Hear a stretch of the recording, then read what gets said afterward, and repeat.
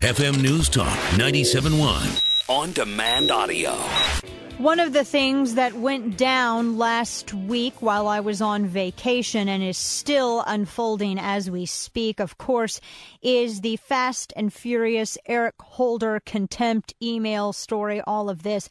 The House, after the committee voted to find Attorney General Eric Holder in contempt, well, the House of Representatives did also. They voted to find Eric Holder in contempt for refusing to heed the subpoenas and turn over thousands of documents as related to Fast and Furious. Now, we've told you previously that out of the 250,000 plus documents related to Fast and Furious, less than 7,000 highly redacted documents have been turned into the House Oversight Committee.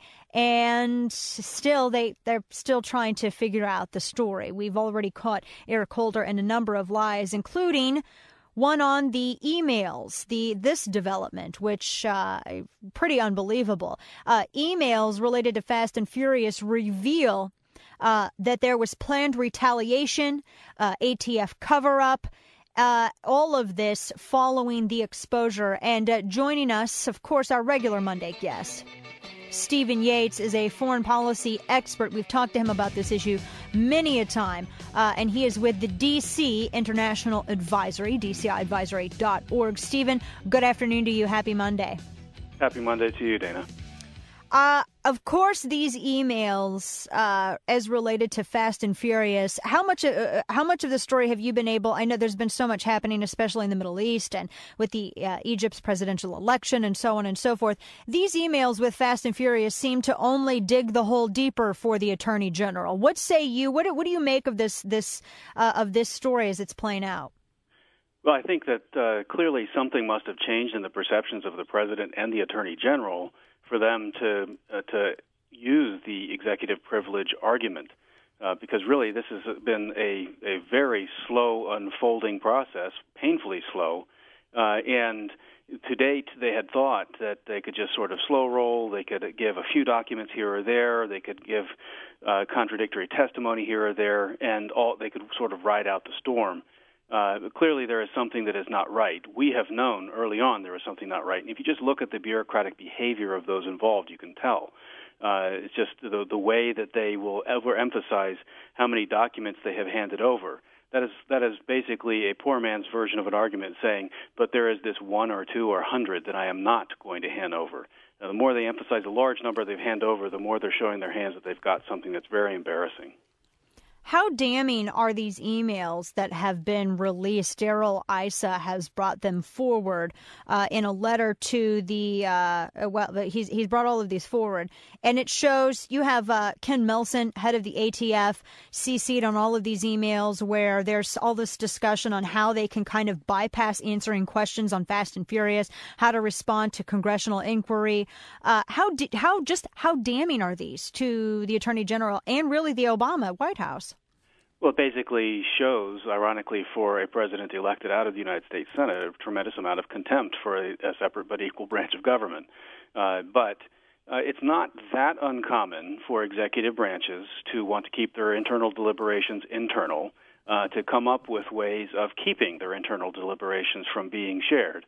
What's very different about this is that they got Senate-approved officials all the way up to the Attorney General and the President saying things from time to time that are just at odds with what we're now seeing.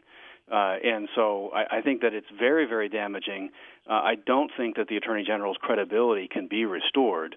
The Obama administration has declared political warfare, that anyone who goes after this is on a witch hunt or is a racist or some other distracting line of attack. But the fact of the matter is the Attorney General was engaged in escalating a program that was not properly monitored, was not properly planned, and it resulted in death of a U.S. agent. And they seem to have now, I think, slowly let out that, yes, they sought to avoid this kind of coverage. They sought to avoid disclosure. And I just think the voters naturally will seek to penalize people who try to keep the truth from them. Yes, well, and we're definitely seeing that in the polls on this particular story related to this, because one of the questions that I asked you about a couple of weeks ago was why on earth Mexico hasn't reacted to this the way that we would think normal leaders in normal countries would when you have over 300 of your citizens shot dead by guns involved in this Fast and Furious scam that was propped up by our government.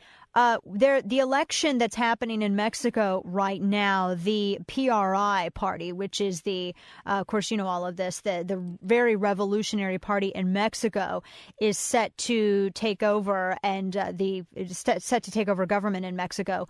What effect do you think that's going to have on Fast and Furious and really everything that's happening at the border right now?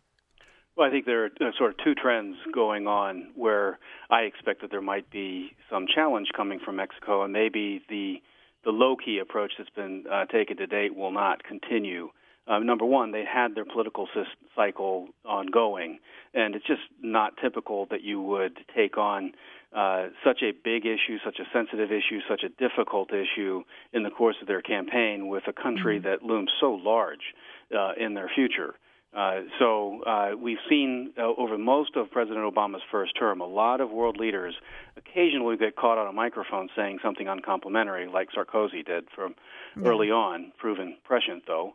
But they usually have sought a good personal relationship with the president. But now you have a new leader in Mexico, regardless of what his party's background is, they have a chance to take a new course. They can look at this and say, no, this has not been good for Mexico. And they don't need to necessarily pander to the president that's in office because they know that there is at least some chance that it will change. And even if President Obama is elected, there should be change in a transition in any case. So I think that Mexico more likely could take a stronger posture with the United States on this once these election results have settled and the new administration comes into place in Mexico. And that would definitely be interesting to watch as well, because I'm not quite sure that it seems as though Felipe Calderon and our president have a good relationship, where I'm not quite sure Enrique Nieto, who I think is he's PRI. Not quite sure of how relations would go there. But I want to switch it up really quickly before we run out of time with you. The last we talked, I was on vacation last week. The last we talked, the Egyptian presidential elections, the Muslim Brotherhood had ended up winning the presidential election there, but they had not yet taken power. The military was saying that it was going to control things for a while to prevent the spread of unrest, so on and so forth. Now that their candidate has assumed the office and is kind of sharing duties, sharing tasks with the military, how long do you think we're going to see this tug-of-war struggle between the Muslim Brotherhood and the military? And is the military in Egypt, granted it's not it's the lesser of two evils, but is that kind of the only thing that's perhaps standing in the way of Egypt going full-on hostile against Israel? In my view, the simple answer is yes. And I think in terms of how long this tension could go on, it's been going on for a very, very long time, and I expect it's not ending anytime soon. These are the contending forces in Egypt. They had been kept in place by way of an alliance with Mubarak and the military there for decades. That was not possible to continue infinitely. So we didn't get to choose the instability. We only get to choose how to navigate it. Right now, the military is the best institution we have with which to try to keep some sense of balance inside that country. And with regard to the security of Israel, I just frankly think that Israel's security has been at risk over the last several years, and increasingly so. I don't necessarily think Egypt is the number one threat to it. It certainly doesn't help the way these events have broken. And the United States government really might want to start thinking about how to shape developments in this important region, including in Egypt.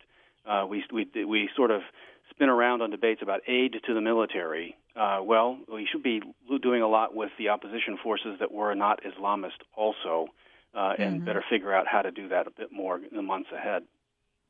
Well, Stephen Yates, DCI, DC International Advisory, DCI.advisory.org. Thanks, as always, for your perspective every Monday. It's very appreciated. Thanks, Stephen. Thanks, Dana. Welcome back. All right. Thanks so much. Take care.